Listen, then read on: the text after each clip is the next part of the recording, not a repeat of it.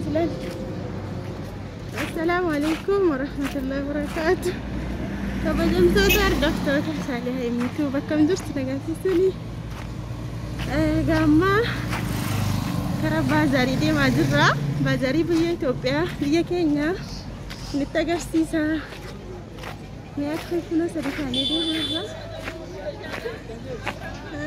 Filoon fayyadhi haay dubbitiin ka innaa baazarii biyya keenya biyyattis biyyaan jiru jettanii gaafatattan irra hedduun keessanii godina Jimmaa aanaa Qarsaa magaalaa Sarboo jedhamti.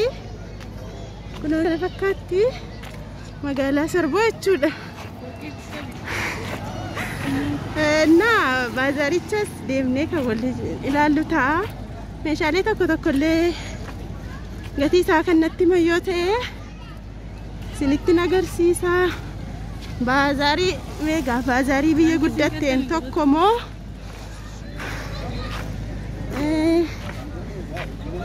isa jedhu inshallah waliin ilaalla. Baazarichi guyyaa 15 jira jedhanii maaltu jirame baazarii biyyoota Arabaatiin akkasuma immoo yookiin biyyoota biraa biyyoota adda addaatiin wal fakkaatti moo akkamitti jedhu inshallah kan waliin ilaallu ta'a. Kun Mannaaraa jedhama. Katamaa gaara Sarboo katamaa keessa ho'aa bakka jedhamtudha. Laa kun waan isin fakkaattu laala. Warroonni Sarboo keessa erga baatanii waggoota lakkoofsistan mee maal fakkaatti? Sarboon guddatte moo akkuma sanaa ilaala. Kanaan kun amma karaa sana qaqqabaa jirra. Ilaanaan zuuratii jaallatti chawwadhe.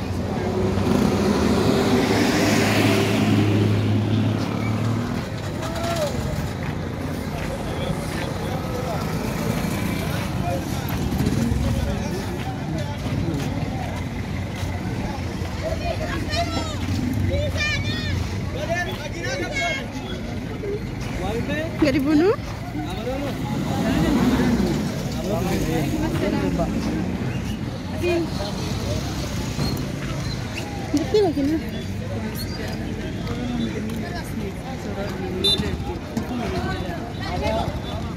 ma warri xaali booyyuu deessetti dhageessetta kunola asiin Mannaaraa akkas gadi bu'amee deemamaa bakka Mannaaraa makiinaan dhaabattu ergasii isaaf gadhiifamee jechuudha. Amma kun masjiida guddaa Sarboo keessa.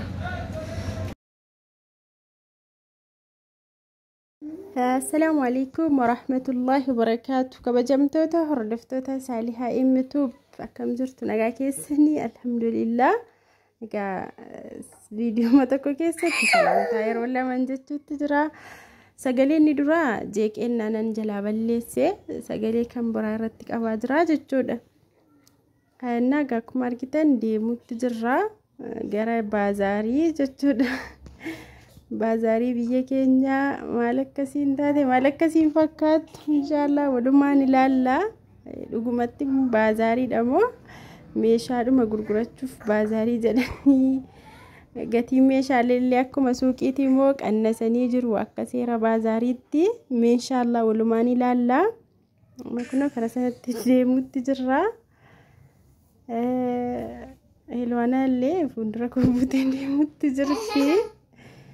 Wallahi deemsa argannaan jechuudha. Siin bakka waa tokkoyyuu baay'ee tokko deemsa jaallatti. Daa'imummaa hamma kanatti akkas deemsa jaallattu argeen beeku jechuudha. Kun akkuma argitan fuuldura kompuutee an bilbila qabee fuuldura jiraan jira. Akkasitti deemuutti jirti yaakoo waliin. Anumallee garagaltee ilaalaa jirtu jechuudha. Anna kunoo qaqqabaa jirra. Dhiyoodha jechuudha. Baay'ee tokko dhiyoodha nutti. Warroonni magaalaa Sarboollee kana naannoo kana hin beektu jedheen abdii qaba. Hanga ta'e wayii dabalteetti Sarboon baay'ee tokko illee jijjiiraman godhanne. Hanga ta'e garuu godhatteetti natti fakkaata. Ilaalaa mee hiriyoonni koo Sarboo bullettiiwwan koo tokko tokko YouTube koo keessa jirtu. Yeroonni ana biraallee sarboo beekuu dhiisuu dandeessu. Asumaan biyyaan keessa jiraadhu kanadha. Naa kunoo qaqqabnee jirra. Balbalarra geenyerra gibbiirra jechuudha. Akkasitti kunoo deemtee jirti jechuudha Ilwaanaan. Yootti tole sin dhaabbattee waan barbaadde ilaalti nama tursiti jechuudha. Karaarra kunoo reef na yaadattee na laalatti jirti. Na gadhiisi jettee reefuu na yaadattee akkasitti an qabeenii reef gibbiirra geessee na yaadatte jechuudha. Naa kunoo luma seenuuf jirra. Inni eegamallee jechuudha bakki suni. Akkas poolisoonni jijjiiruu eeguutti jiru. Akkasuma immoo tikkeettii jedhanii qarshii xiqqoo dhallee tikkeettii kafalamee ol seenamaa.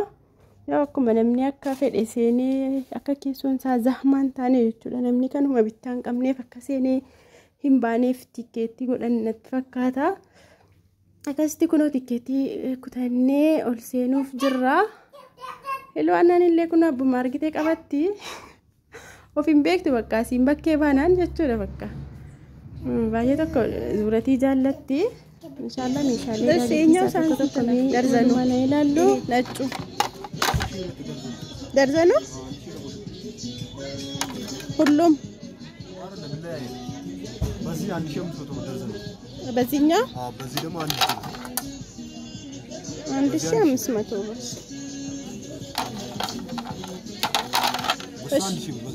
በዚህ ይሄኛው 1000 ብር ነው ደርዘኑ። ይሄሳ እሱ ማለት 1500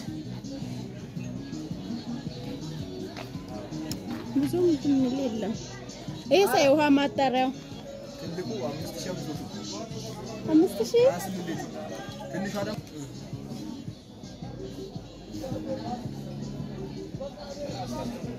ነዛጆች ማለት ነው።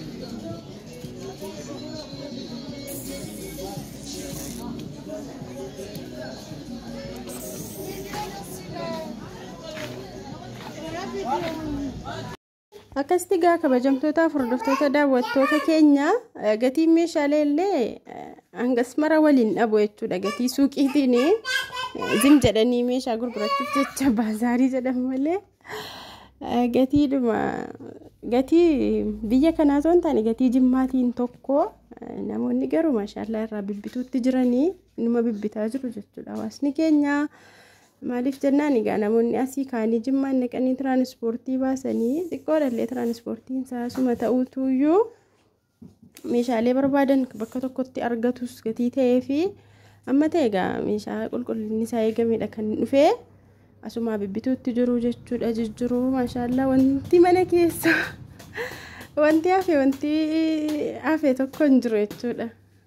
Hunduma isaarraa fidan gosa hunda meeshaalee mana keessaa kan jedhame hundi isaayyuu as jira jechuudha.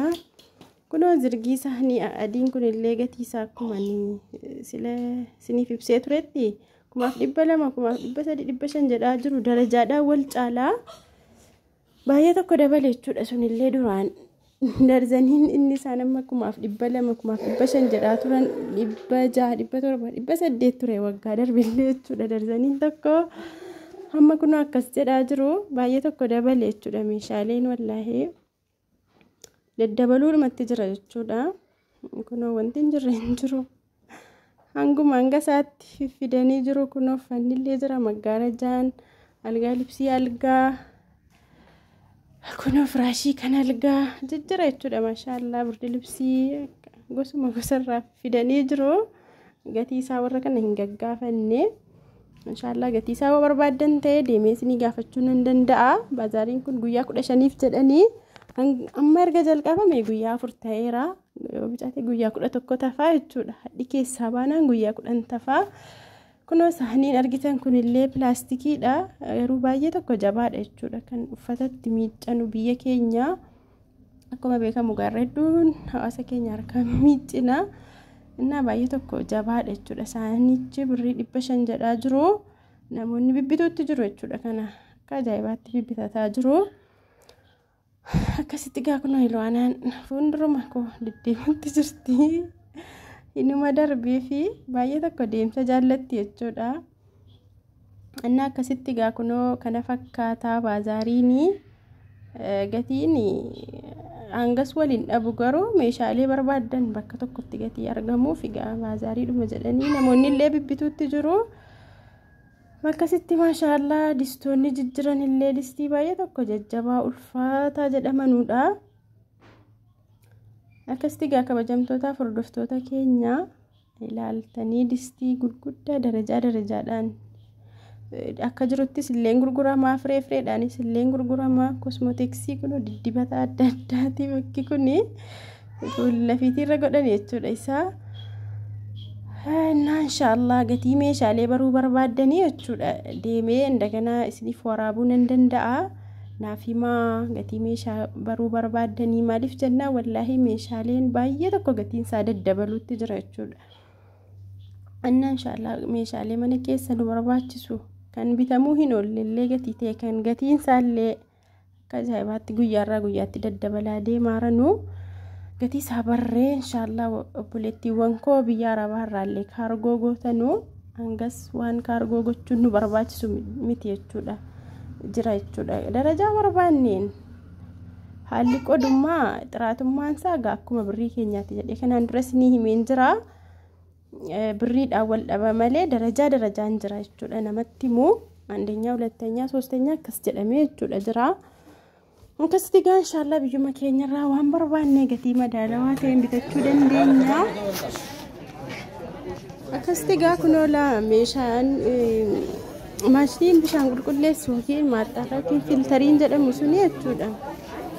Inni guddaan waggaa kana qarshii 5,500 ture.